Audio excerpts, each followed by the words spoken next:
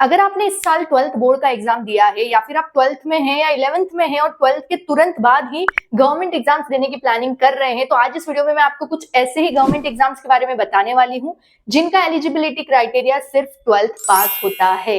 Hello everyone, this is Hima Jain. Welcome and welcome back. इन जिन भी एग्जाम्स के बारे में मैं बताने जा रही हूँ वो सारी सेंट्रल गवर्नमेंट की जॉब्स है। देखो, सब स्टेट गवर्नमेंट के भी अलग अलग एग्जाम्स होते हैं, सारी स्टेट्स को कवर करना पॉसिबल नहीं है, तो मैं आपको कॉमन सेंट्रल गवर्नमेंट के एग्जाम्स बताने वाली हूँ जो 12th पास के तुरंत बाद आप दे सकते हैं। सबसे पहला एग्जाम जो आप 12th के तुरंत बाद दे सकते हैं वो होता है SSC CHSL combined higher secondary level का एग्जाम। इस एग्जाम से जो पोस्ट मिलती है वो होती है LDC लोअर डिविजनल क्लर्क, जो डेटा एंट्री ऑपरेटर्स होते हैं या पोस्टल असिस्टेंट होते हैं या फिर जूनियर सेक्रेटेरिएट असिस्टेंट जो होते हैं, और भी बहुत सारी हमारे देश के जो अलग अलग डिपार्टमेंट्स होते हैं, जो गवर्नमेंट डिपार्टमेंट्स होते हैं, उनमें जो डेस्क जॉब होती है वो आपको SSC CHSL के थ्रू मिलती है। इसकी जो एज लिमिट होती है वो 18 से 27 साल होती है। क्वालिफिकेशन 12th पास ही चाहिए होता है और इसकी जो सैलरी होती है वो लगभग 35,000 से 40,000 के बीच में होती है, फिर टाइम टू टाइम वो बढ़ती रहती है। अब देखते हैं इसका एग्जाम पैटर्न कैसा होता है। 2 कंप्यूटर बेस्ड एग्जाम होते हैं इसमें, टियर 1 और टियर 2। पहला जो टियर 1 का पेपर होता है उसमें 4 सेक्शन होते हैं, English language, general intelligence, general awareness और क्वांटिटेटिव एप्टीट्यूड। जब आप इस पहले एग्जाम को क्लियर करोगे तो आप दूसरा एग्जाम दे सकते हो। दूसरा टियर 2 का जो एग्जाम होता है वो 2 सेशन में होता है, एक ही दिन में आपके दोनों सेशन होते हैं। सेशन 1 का जो पेपर होता है उसमें 3 सेक्शंस होते हैं। पहले सेक्शन में होता है mathematical ability, reasoning and general intelligence. दूसरे सेक्शन में होता है English language and comprehension and general awareness, और तीसरे सेक्शन में होता है कंप्यूटर नॉलेज। इसके बाद सेम डे आपको सेशन 2 भी देना होता है, जो होता है आपका स्किल टेस्ट और typing test. As I said, ये डेस्क जॉब है तो ऑब्वियसली आपकी कंप्यूटर स्किल और टाइपिंग को टेस्ट किया जाएगा। डेटा एंट्री ऑपरेटर के लिए 15 मिनट का टाइपिंग टेस्ट होता है और LDC और जूनियर सेक्रेटेरिएट के लिए 10 मिनट का होता है। तो इंग्लिश और हिंदी टाइपिंग टेस्ट होता है, उसके बाद फिर डॉक्यूमेंट वेरिफिकेशन और उसके बाद सिलेक्शन होता है। दूसरा एग्जाम जो आप 12th के तुरंत बाद दे सकते हैं वो होता है SSC स्टेनोग्राफर का एग्जाम। स्टेनोग्राफर का मतलब होता है टाइपिस्ट। अब टाइपिस्ट भी कैसा, किसी स्पीच को टाइप करने वाला, जैसे कोई बोल रहा है और उसको टाइप करना। जैसे आपने कोर्ट रूम में देखा होगा, केस चल रहा है, जज बोल रहा है और कोई पर्सन बैठा बैठा टाइप करता रहता है, तो ऐसे गवर्नमेंट के बहुत सारे डिपार्टमेंट में इस तरह से स्पीच टाइपिस्ट की जरूरत होती है, तो उसकी पोस्टिंग जो है वो SSC स्टेनोग्राफर एग्जाम के थ्रू होती है। इसकी एज लिमिट अगेन 18 से 27 साल होती है। ग्रुप C वालों के लिए 30 साल होती है और ग्रुप D वालों के लिए 27 साल होती है। इसकी जो सैलरी होती है वो लगभग 40 से 60,000 के बीच में होती है। बहुत अच्छी सैलरी होती है इसमें, बस आपकी टाइपिंग स्किल बहुत अच्छी होनी चाहिए। बट अगेन इसमें पहले एक कंप्यूटर बेस्ड टेस्ट होगा, उस टेस्ट में जो पूछा जाता है वो होता है general intelligence and reasoning, general awareness and English language and comprehension. Written test clear करने के बाद आपका स्किल टेस्ट होगा, टाइपिंग टेस्ट होगा, जिसमें आपको स्पीच डिक्टेट की जाएगी और आपको टाइप करना होगा, जिसकी स्पीड लिमिट जो होती है लगभग 80 वर्ड पर मिनट होनी चाहिए।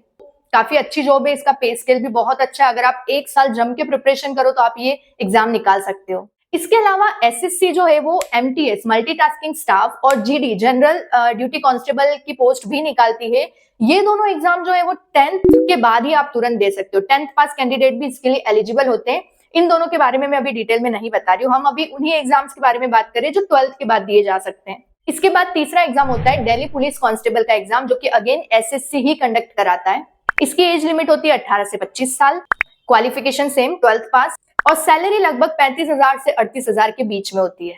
पहले आपका कंप्यूटर बेस्ड टेस्ट होगा जिसमें reasoning, general knowledge and current affair, quantitative aptitude और कंप्यूटर फंडामेंटल से रिलेटेड क्वेश्चंस होंगे। वो एग्जाम क्लियर करने के बाद physical test, medical test, then document verification और सिलेक्शन। इसके बाद जो चौथा एग्जाम होता है जो आप 12th के बाद दे सकते हो, RRB NTPC। RRB जो exam railway recruitment board conduct कराती है, ये एग्जाम जूनियर क्लर्क कम टाइपिस्ट, अकाउंट क्लर्क कम typist, ticket clerk, train clerk, इस टाइप की जो पोस्ट है उसके लिए आप अप्लाई कर सकते हो। इसमें एज लिमिट 18 से 30 साल होती है और स्टार्टिंग सैलरी जो है वो 25 से 30,000 के बीच में होती है, फिर वो बढ़ती रहती है। इसमें अगेन 2 कंप्यूटर बेस्ड टेस्ट होते हैं। कंप्यूटर बेस्ड टेस्ट में पूछा जाता है maths, general awareness, general intelligence and reasoning. पहले टेस्ट में ये सब्जेक्ट होते हैं। अगर आप पहले टेस्ट में क्वालिफाई कर जाते हैं तो फिर आप दूसरा टेस्ट देंगे, उसमें भी सेम सब्जेक्ट होते हैं, लेकिन क्वेश्चन का लेवल जो है वो थोड़ा एडवांस हो जाता है। अब इसमें कुछ कुछ पोस्ट के लिए 3rd एग्जाम भी होता है, सारी के लिए नहीं होता है। देन उसके बाद आपका medical test, document verification, selection. फिर आता है डिफेंस NDA का एग्जाम, जो कि अगेन UPSC कंडक्ट कराता है। जो आप 12th के तुरंत बाद दे सकते हैं आर्मी, नेवी और एयरफोर्स में ज्वाइनिंग के लिए। बस आपको ये ध्यान रखना है कि आर्मी के लिए तो आपकी 12th में कोई भी स्ट्रीम होगी चलेगा, लेकिन नेवी और एयरफोर्स के लिए 12th में पीसीएम, फिजिक्स, केमिस्ट्री, मैथ्स होना कंपलसरी है। और इसमें एक और चीज जो ध्यान रखने वाली बात है, इसकी जो एज लिमिट होती है ना, वो 16.5 टू 19.5 ईयर तक होती है। आप 16.5 साल से 19.5 साल के बीच में होने चाहिए। पहले इसमें रिटन एग्जाम होगा जिसमें मैथ्स और जनरल एबिलिटी टेस्ट, जिसमें जीके और इंग्लिश आता है, वो पूछा जाएगा। यस, रिटन एग्जाम होगा, कंप्यूटर बेस्ड नहीं।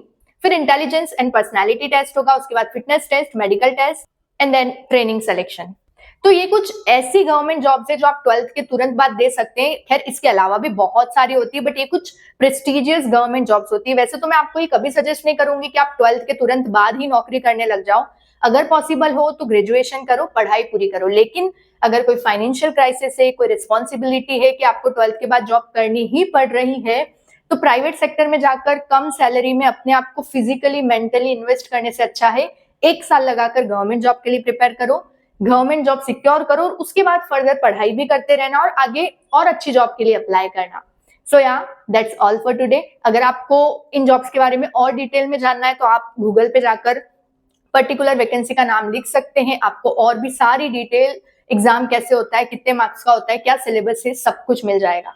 और अगर आप मुझसे कुछ जानना चाहते हैं तो मुझे कमेंट सेक्शन में जरूर बताना। That's all for today, bye bye.